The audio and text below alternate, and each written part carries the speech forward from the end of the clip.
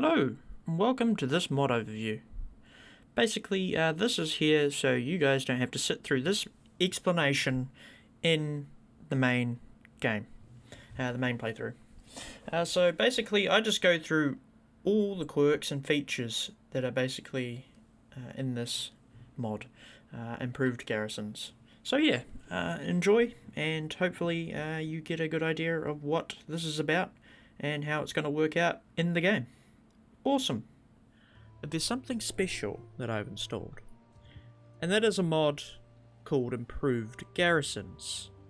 Now this mod does many things for me automatically that I don't have to do anymore. So I can go, basically, not there, I can go to Improved Garrison, and I can do all sorts of awesome things. So I can allow the recruitment of new troops. So basically, what this will do will get troops from the nearby settlements that are bonded to this castle. So from Idrissa and Kara. And I can choose to train these troops, basically. I can allow the recruitment of prisoners. If I were to put prisoners in there, it would automatically recruit prisoners into my garrison.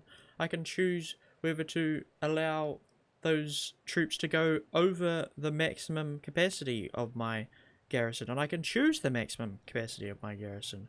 I can set out guards and patrols around my castle to hunt down looters and hideouts and all sorts of things. This mod adds a plethora of amazing features that I think really should be in the base game, to be honest. It just basically gives you a whole bunch more options. Maybe, you know, as like an advisor or something, you hire an advisor and you pay him a monthly wage and he does all this wonderful stuff for you and organizes it for you. Because this mod does some amazing stuff and I'm very impressed with it. I've used it in some previous playthroughs of mine personally, and I always really like not having to come back and manage my garrison and basically having troops just roam around and get rid of all the banditry that's going on in the countryside. And if you go into, just establish a new garrison party, so basically, yeah, here you can form parties and stuff, and you can copy this to all your castles and get towns. You can just copy and paste the settings. It's quite user friendly. I can choose what tier I recruit up to, so here I can go to the max possible tier, or I can choose what tier I want to go to, so I can go all the way to tier 6.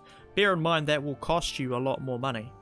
So basically the troops will train up to that level. So we can choose to train troops in our garrison. Training troops in our garrison is allowed, so it's already on. So, well, I just turned it off, so I need to turn that back on. But yeah, so troop training is not allowed above tier 3. So I can change that. I can go, I actually want up to the max possible tier. Basically, that will be very, very expensive, by the way. If you have 100 troops of maximum tier, you're going to be spending thousands of dollars. So, we do have thousands of dollars, but I don't think I could afford quite that much. So, I'm going to probably go for like tier 4, because I think if I recruit horsemen and other things like that, basically, tier 4 is when they've automatically gone out, got war horses for you, and basically trained them up above that level. So, and yeah, you pay for it. So it is balanced in a sense. I'm not sure of the balance. This is more a quality of life improvement. Some may argue it makes the game easier or whatever, but I just prefer it this way, to be honest. I prefer not having to worry about my garrison, going backwards and forwards and recruiting from villages from all around, or training them up in battles and then trying to put them in the castle.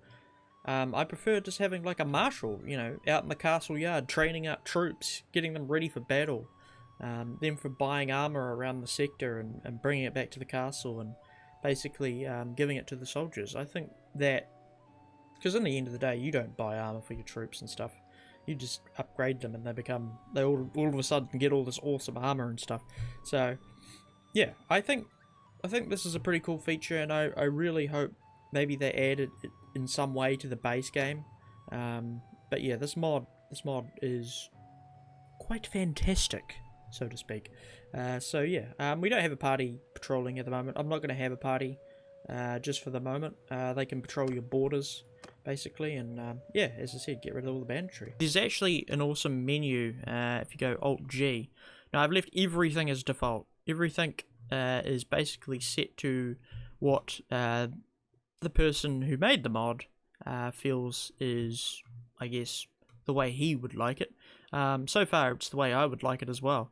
So this, so there's a whole plethora of settings that you can set in here.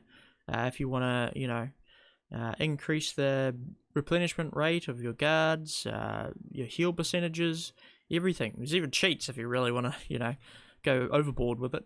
Yeah, NPC will auto recruit for all NPC garrisons. Yeah, so that basically, I think it allows your lords. Your lords will auto recruit and stuff if you have some, so they don't have to go back and manage their garrison and stuff. I'm not 100% sure, but yeah, this is really cool, and I think it's quite amazing. So yeah, I'm gonna leave. There is a way to increase the. So you can recruit only elite troops. I think those are like the noble sons, the cataphracts and stuff. You can recruit from the towns and stuff. You can allow it to only recruit those guys, which is interesting. So you can recruit prisoners over time. That's allowed. So yeah, that's good. There is no recruitment above 100. So basically, when you get to 100, recruitment stops. So I can set that. What's like the largest army? Let's probably go for like, because you get militia as well. Like you have militia in your castle. So yeah, I'll go 200. I know that's going to be expensive as hang to maintain. But yeah, we'll go there. And I do have prisoners in my dungeon, as far as I remember. So basically the castle will recruit all these guys to our cause. Which would be cool. I'm not sure they are part of the Kujates. I should probably I'll just release you. To be honest, I don't need to keep you in my castle. I have no reason to. I can just go and sell you, actually. You can also allow the automatic selling of prisoners, which is pretty cool, at your castle. So basically they'll send out a thing to go and sell the prisoner, which I think is really awesome. You don't have to sell your prisoners. So I'll just ransom that person. But yeah, it is quite an amazing mod, and I think it'll make it easier for us at the end of the day. I know it will make it easier for us, but I don't enjoy the fact that I have to go out and bring in people constantly. Like, I prefer... Like, I could do it. Like, don't get me wrong, I would do it. I've done it in previous playthroughs. But I think this is just more of a quality of life thing, to be honest. You can concentrate on the core gameplay of Mount & Blade, which is fighting and bringing epic parties to the battlefield. And just, it's awesome battles and stuff, you know. I think that's really the core. See, party of 6 there? Yeah, that's your garrison coming in. It's really, really cool. And yeah, so at the end of the day, you still pay money for your garrison and stuff. Now, obviously, the improved recruitment could be used to recruit maximum tier troops. Like, I think it could be abused if you were going to abuse it. But I'm going to be honest, I'm not going to. So, I only really, because it does cost you at the end of the day. And I think it takes a lot of time for you to actually get maximum tier troops in your garrison. So, at the end of the day, you're not really going to reach that level very quickly.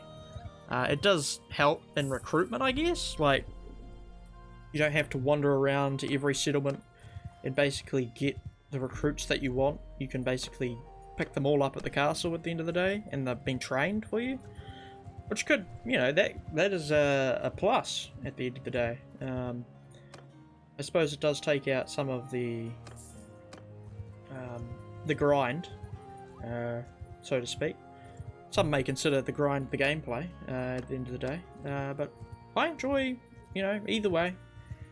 Doesn't worry me, but anything that can basically streamline things is amazing. So, see how much money that's costing me? -3,000. It's ouch. So, at the end of the day, it does cost a lot of cash to uphold some garrisons of any decent size. So, and it also tells you down here, you can see, recruited 9 recruits, upgraded 4 soldiers to the next tier. So yeah, it takes days and days to recruit and train your soldiers. Basically, your guy in the yard is training up the soldiers as good as he can, basically, without seeing combat. And I think, you know, soldiers who have been just trained in a garrison, they would only go to a certain tier. Like, sometimes, like, the vicissitudes of war, I get the word right, do, at the end of the day, give you experience, and that experience you use in your next encounters. So, there would only be a certain level of training that you could go to before you just needed to fight to get any better at what you do, soldiering as such. So I think it would be realistic to go to a certain tier, and then beyond that you need to actually fight. Interesting idea is that I could recruit a whole crap load of people and basically make this castle impenetrable by any army, which is an interesting idea. It will cost me like 10 grand a month or something like that, or 10 grand a day. So trying to sustain something like that, yeah, good luck to you. Even now, like, look at how much it's costing me to maintain the garrison. It's crazy. So 480, and it's only going to get worse. It's just as this garrison grows, it's just going to get massive, especially with like tier 4 troops. So yeah, kind of balances out in the money game. Excellent, guys. Thank you for watching this overview of this mod, and I will see you in the next episode. Have a good one.